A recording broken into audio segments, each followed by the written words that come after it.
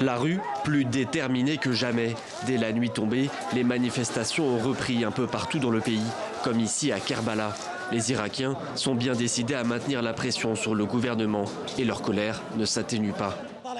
Nous demandons au Parlement, à tous les partis de démissionner. Nous demandons aussi des droits pour les martyrs et pour les pauvres. C'est une révolution au nom de l'Irak. Hier, sur la place Tahrir, la nouvelle de l'intention de démissionner du Premier ministre Adel Abdelmahdi a été accueillie dans une explosion de joie. Quelques heures plus tôt, l'ayatollah Sistani, la plus haute autorité religieuse, avait donné le ton en appelant le Parlement à retirer sa confiance au gouvernement. Une première victoire pour les manifestants, mais pour beaucoup d'entre eux, c'est loin d'être suffisant.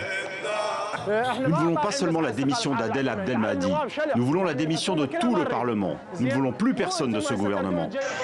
Ces derniers jours, la répression s'est encore durcie. À Nasiriyah, dans le sud du pays, elle a même tourné au carnage. L'armée déployée a tiré sur la foule en pleine rue. En 2 jours, plus de 40 personnes ont été tuées. Le gouvernement ne s'en cache même plus. Il veut mater la révolte à tout prix. Mais plus rien ne semble entamer la détermination des manifestants. En 2 mois, la contestation a fait plus de 400 morts et plusieurs milliers de blessés.